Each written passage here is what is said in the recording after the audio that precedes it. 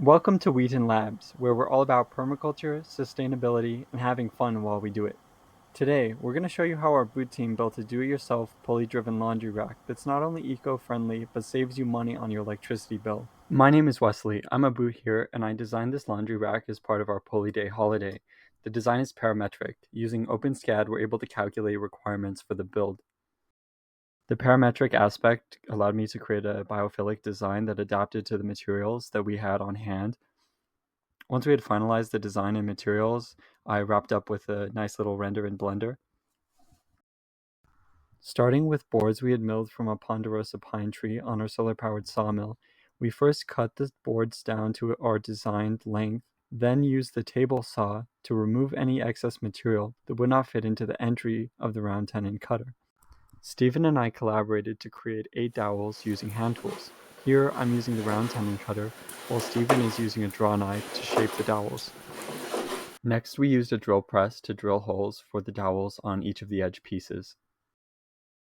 Moto Jeff helped to install these mounts along the ceiling joists to attach our pulleys via carabiner, as well as tie the ends of the rope to anchor them. With the pulleys in place, we threaded ropes at each edge of the rack to create 2 tension triangles.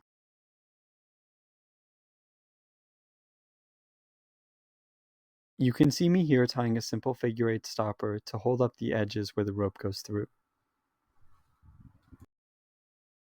Our first design was a double tackle pulley system in a W shape. I just copied this off Wikipedia. However, this design didn't work because it lifted one side of the rack unevenly. We then tested a redesign with 2 cords, each attached directly to a pulley at either side of the rack. This design lifted the rack, but was a bit heavy. We ended up adding another anchor at the top to create mechanical advantage on both the cords. We used 2 branch cross sections with beveled ends to wrap and hold the pulley cord. Safety is important, so if you decide to replicate this design, ensure the cord is secure and can hold the weight of your laundry. The final design is one that Paul recommended. We used 2 mounts directly above where we're attaching the rope. Those extend out to a pulley on the ceiling, which then goes down to a pulley on the laundry rack, and finally goes up to attach to an anchor point on each side. This pulley design provides a mechanical advantage of 2x. To prove this, I placed a piece of masking tape on the rope 6 feet above the ground. I then pulled the rope to the ground and measured the distance between the ground and the pulley. As expected, it was 3 feet.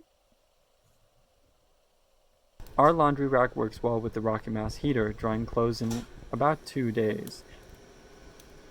By ditching the electric dryer, you can save up to 3 kilowatt hours per load, cutting your electricity bill and reducing your carbon footprint. Drying clothing via a laundry rack reduces energy use, increases clothing longevity, and prevents a drying machine from being abandoned in a junkyard in 10 years from now when it no longer functions. However, it takes some time to meticulously place and remove the clothing from the rack. Personally, I think a simple, open-source, do-it-yourself robotic arm that can put the laundry onto the rack, pull up and lower the pulley, and then take the laundry off and fold it would be a really interesting design space to explore. If you like this sort of thing, come on out to the forums at permies.com. Let's figure out how to make laundry affordable, convenient, and sustainable.